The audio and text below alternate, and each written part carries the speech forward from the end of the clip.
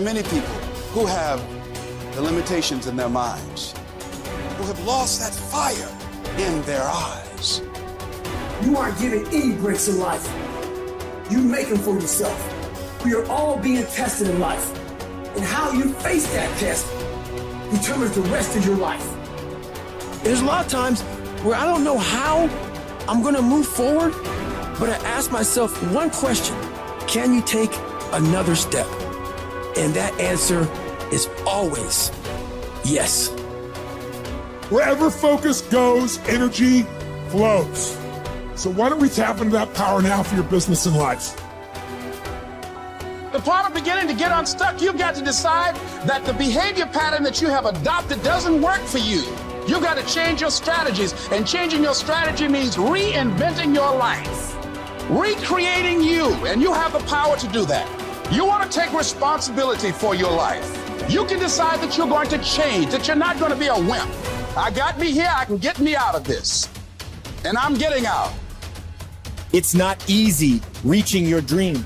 It's not easy to achieve a happy and fulfilled life. It's not easy getting up every day, fighting, going through the daily struggles, getting rejected constantly, getting laughed at all the time, going through trials and tribulations, facing the pain of defeat over and over again.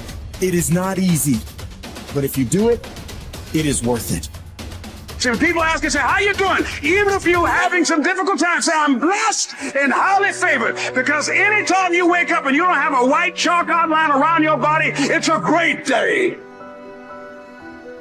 You got to tell yourself that no matter what gets in my way, I'm going to keep going. I'm going to keep moving. I'm going to keep winning. I'm going to keep surviving. It's everything that you want, because you went through that pain of that journey. It felt like he wanted to just knock you down and say, you know what? You can't do it. Understand that it's going to be trials and tribulation. That we'll have storms, but they will have sunshine after the rain. But that depends on you and how bad do you truly want it. Nothing in life will hold you back if you trust in yourself and you trust in the process. And at the end of this race, guys, you're going to be more capable. Through that effort, builds the character, the person you want to be at the end. Accept that. And so I say to you, it's possible you can live your dream. If it's becoming a diamond, if it's having more, it's achieving more, it's possible you can live your dream. It's necessary that you have a plan of action, that you're resilient, that you stick to, that you have the vision and never give it up, that you become creative and relentless and keep on coming back again and again and again, and that it's you that you got to take personal responsibility to make it happen. And when life knocks you down, jump back up and say, it's not over until I win.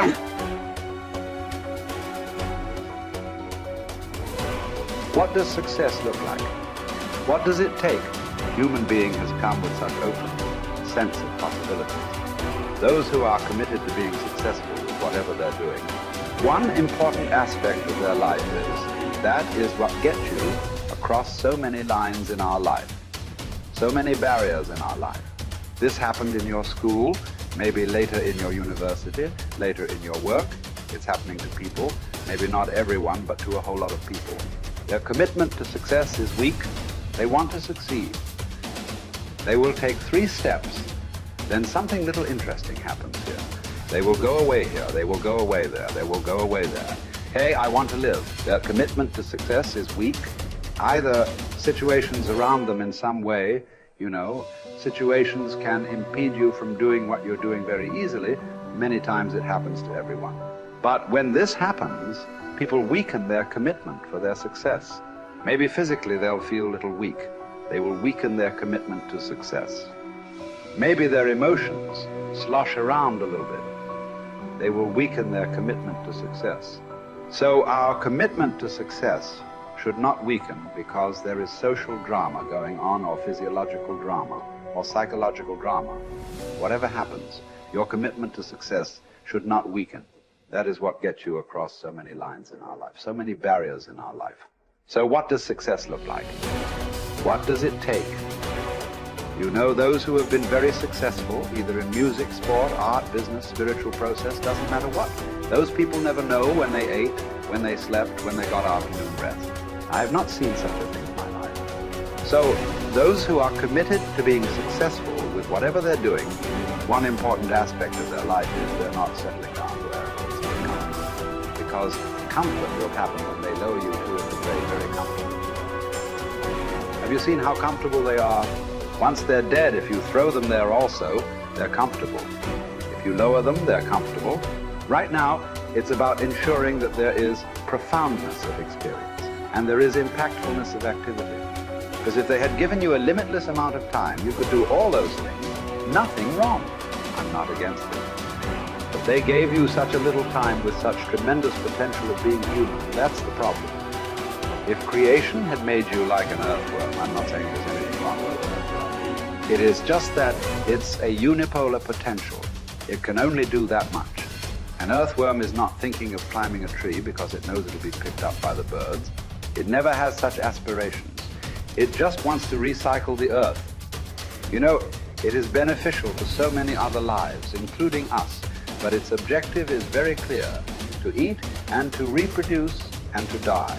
Very clear objective. That purpose to fulfill, he strives. I don't think he sleeps in the afternoon. I don't think so, because many afternoons I've seen earthworms. They were all vigorously active, but a human being came with too many potentials.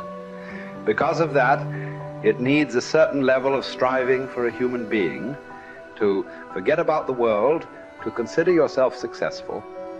If your idea of success is you're doing little better than your neighbor, I call that sickness. That is not success. You are happy that your neighbor is worse than you. Is this sickness or success? It is sickness. But in some way, you feel fulfilled with what you're doing. Let's consider that as success for now. It doesn't matter whether you're better than somebody or worse than somebody. That question should not even come up in your mind. But in some way, you feel you're using yourself fully, and there's a certain sense of fulfillment in your activity. Well, if you're capable of just closing your eyes and simply sitting without any activity, that's fantastic. But you cannot do that. You cannot do that right now. In the states that you are, you can't simply close your eyes and become still. Instead of being busy, you will become preoccupied. That doesn't mean you're improving, that means you're regressing in some way. The problem about this success is people always making judgments. I did this, I did that, maybe this didn't work, maybe this is a mistake, that's a mistake. There's no such thing in life. See, at one time you were a monkey, all right.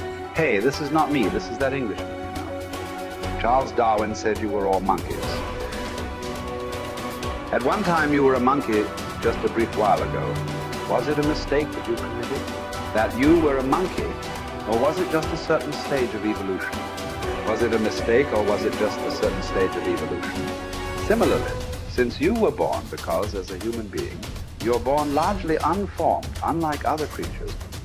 Other creatures, if their food is taken care of, they know what to do with their life.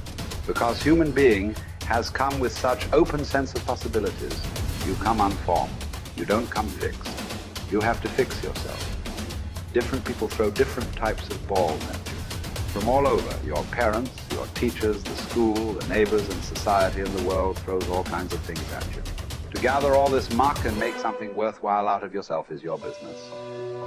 That's your success. It doesn't matter whether somebody thinks you're worthwhile or not. You feel you are a worthwhile life. Good enough for now. World may not recognize. It doesn't matter. But you know you are worthwhile.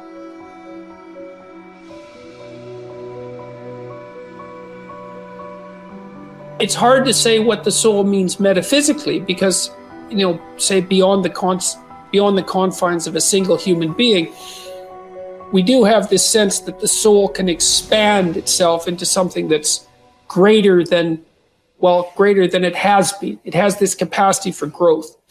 And we do have the sense that the soul can expand itself to the point where it's enlightened, for lack of a better word, that it's working as efficiently as possible to transform everything that's unnecessarily painful and malevolent about the world into what's positive and good. And that it does that as a consequence of confronting the world with courage and truth. And I think that's right. And I do think that means that the soul participates in something eternal, which is the attempt of being itself to transform what's unnecessarily painful and malevolent into what's good, and that human beings actually do participate in that, and that that's part of the reason that our ancient tradition insists that we're made in the image of God. And I think that it's a mistake to underestimate the importance of that, because I don't think that you can live a life of sufficient profundity to protect yourself from being corrupted by suffering and malevolence without adopting a responsibility that's commensurate with that set of ideas. I think that you either orient yourself upward, to the star above the horizon, and try desperately to improve the structure of being, or you work at counter purposes to it and make things worse. I don't think there's a middle ground. In fact, to the degree there is a middle ground, it tilts towards the negative, because people who try to occupy the middle ground generally try to accrue the benefit, let's say, without adopting any of the risk. And that's not acceptable, not helpful. So that's a soul to me.